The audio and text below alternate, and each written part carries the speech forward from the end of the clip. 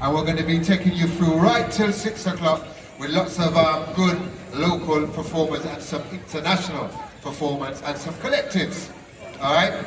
So, what we're going to do, we're just going to say to you as well, stay hydrated for those of you who are there. Come to the stage, don't be shy, come and look a bit closer, don't just pass by. That sounded good, lyrically sweet, innit? I'll just make that up. Woo! Laughter is nice, isn't it? I tell you. Laughter is nice. So we want you to come closer.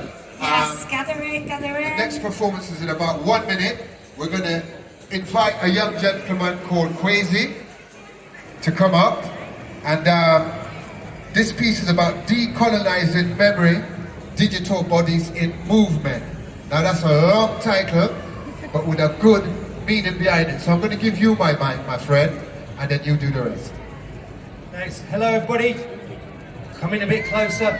Okay, dance is sometimes interactive, so please come in a little bit closer. You'll get a better performance, I promise you. So Decolonising Memory, Digital Bodies in Movement. It's a project that was funded by the UK Research Institute, and it's about Bristol's contribution and the buildings that you see in Queen Square and the buildings that the Arnold Feeney, how they've benefited from colonialism. So what we're doing is starting to create this conversation through the dance that we've created, but also what we're doing is creating an app.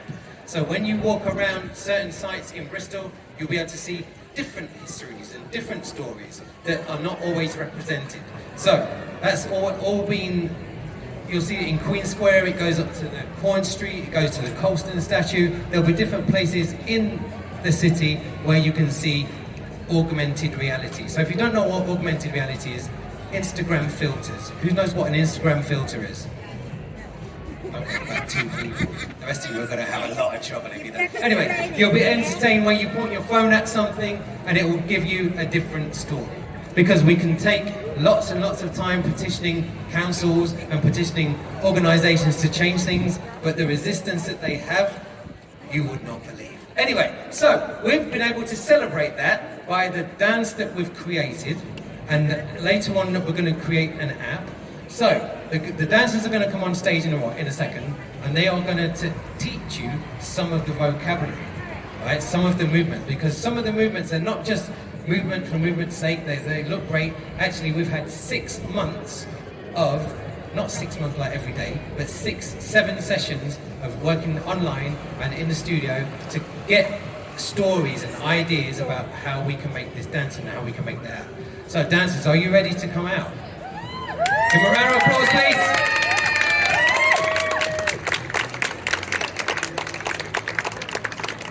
Oh, you can't let it die. You have to keep going until they get.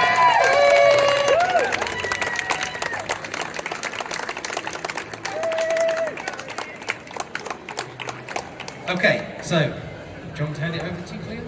There you go. This is Cleo Lake, and I'm Kwesi Johnson. We've kind of been leading on the project with Jessica over there from the university. Great, greetings everyone. Happy 50th Harbour Festival. And of course we can't shy away from the fact when we talk about the harbour, we're also talking about the history of Bristol. And this is what our dance represents really. It's about creating a new folk dance, a new dance for everyone in Bristol to take part in, but it also honours our African ancestors. So what we thought we would do, we know it's quite hot, so we've just picked out some of the moves that we hope aren't too highly energetic, but we'd very much like it if some of you would just like to join in with some of the moves. We want to teach you a few of the movements, because this is a dance for all of us to share, to learn, and hopefully to come out together, particularly on August the 23rd, and perform together. So do keep checking out the social media and the website, decolonisingmemory.co.uk. Right, so luckily enough, for the last 3 weeks we have been putting together all the movements that we've correlated over the months of workshops to come up with this dance. So we're just going to demonstrate some now for you to take part in. So we're going to teach you the end of the dance. So we start off with thinking about resilience and overcoming barriers and really getting rid of those things that were in our way, that are in our way. So we start off with a sense of a bow and arrow. We're going to do 4 of these. If you can, do a little squat in the middle, and then you point out Point to the left first and then to the right. Very good.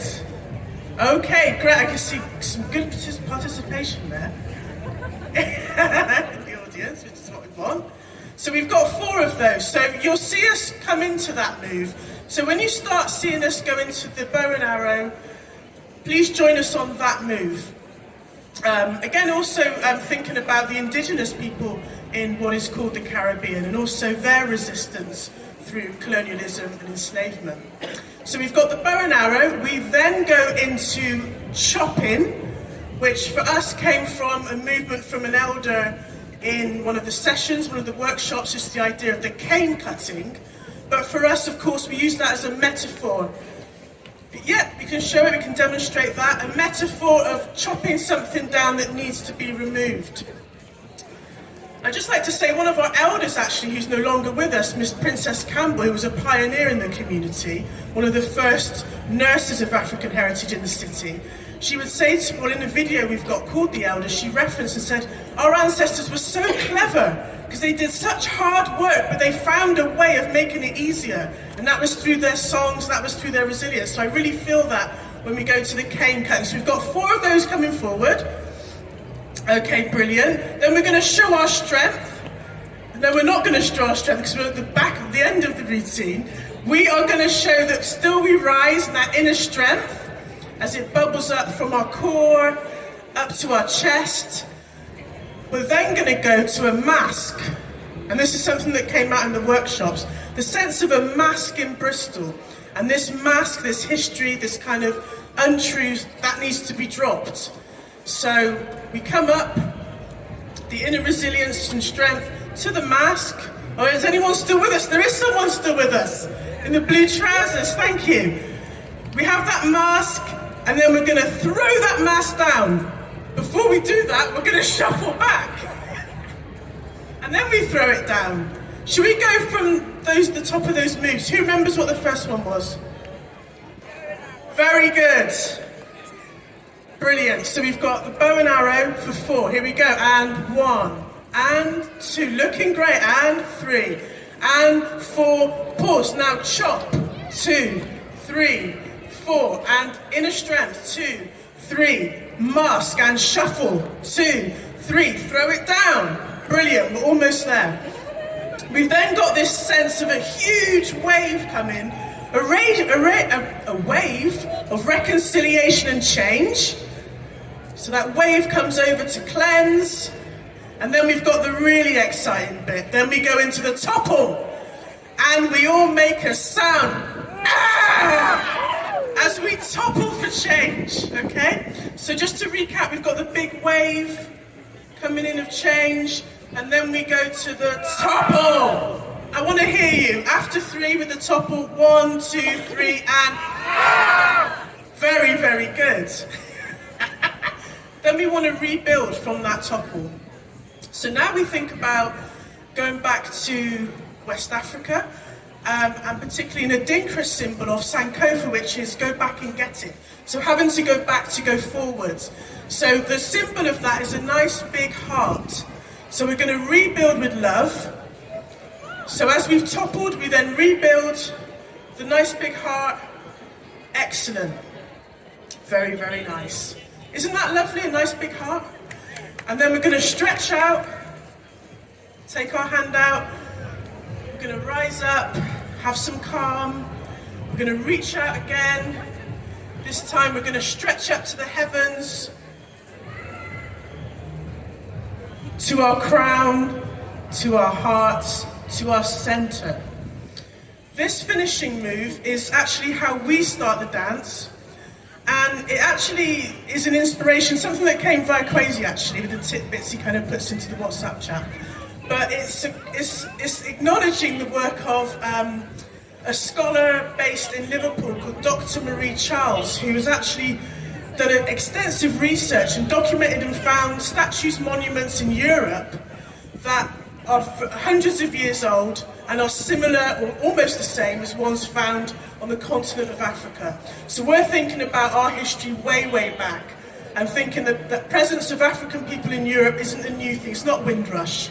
It's not enslavement, it's way, way, way back before that difficult, horrible, dehumanizing period. So that's our starting position. So should we just go through those moves again, then we're gonna do the dance. Are you ready? So starting off with our first move, should we just briefly show them how we get into that move? Sort of.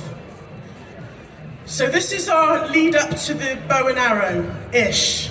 Everyone's disorientated now on stage. This is like backstage, but you'll see what we're doing. So it's in a circle, we're in a circle. Yeah, so you'll just see the back moves. So we've come into sort of a V. I'm behind Penny, she knows. Okay, we're in this position, so hopefully you'll see us in this position. We've got into this position by using our backs in a circle, demonstrating the backbone that we have and our strength and our resilience that we have from our African ancestors that are with us every day. From there, you join us hopefully in the bow and arrow. Here we go, 1, 2, 3, 4. Chop, 1, 2, 3, 4. Inner strength, 1, 2, 3. Mass shuffle, 1, 2, 3. Throw it down, big wave, 2, 3, 4. Topple, 2, 3. Build up that heart, that Sankofa. 2, 3, 4. Reach out. Inner calm. Reach out to hands and reach up to the heavens, crown, heart, center. Got it? Kind of? Looks good. Should we just go for it now with the music? Last thing I'll say is the music that we've chosen, and it actually starts with some words from people from the workshops, and again we started in November, a monthly workshop, and it goes into a rhythm called Kunta Kinte Dub, which is a track from 1976, which I think was also one of the hottest years on record. Your birthday, fantastic. Happy birthday, 1976. The Kunta Kinte rhythm is also that year, 1976, was when the programme Roots came onto television, which tried to document and tell people about African enslavement in America. And Kunta Kinte was a character from the Mandinka tribe in modern-day Gambia who refused to take on the name of his enslaver and was brutally tortured as a result. So that is thinking about the resilience. And some of us here as African descent people, we don't have our African names. But through things like dance, we also reclaim our African roots. So that's the music we're going with, and we hope you enjoy it. And don't forget to, okay?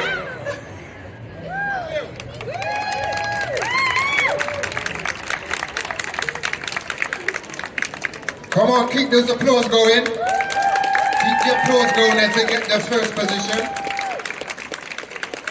I remember you joining in, it's looking good in the neighborhood.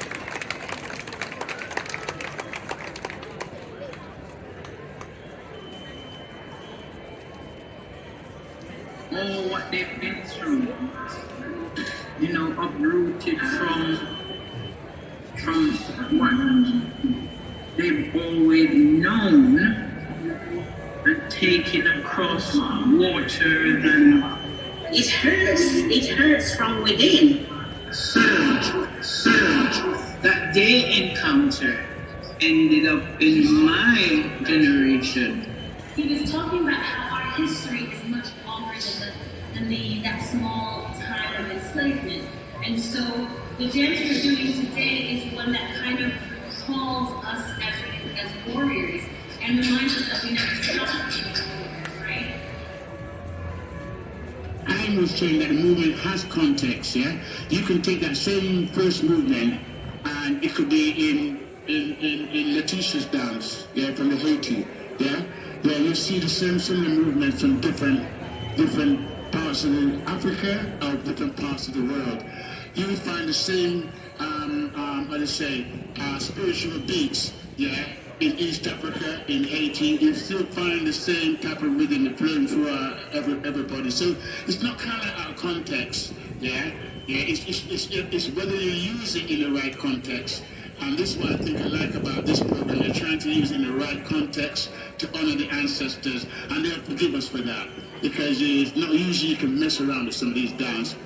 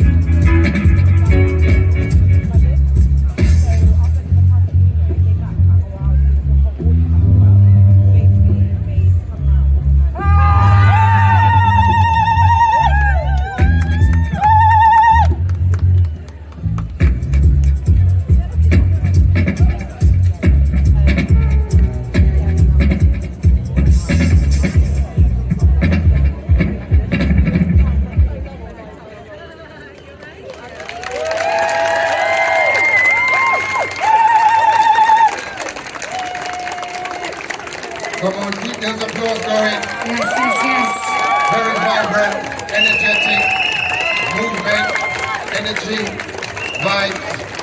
Beautiful Wonderful intro, stuff. beautiful project. And remember, it is a participatory project, so you can get involved with this. You can find out more. You can visit the website. You can go and visit these sites around the city where they're creating these augmented reality experiences and hear some of these stories that they've been collecting over the duration of the project. Cool.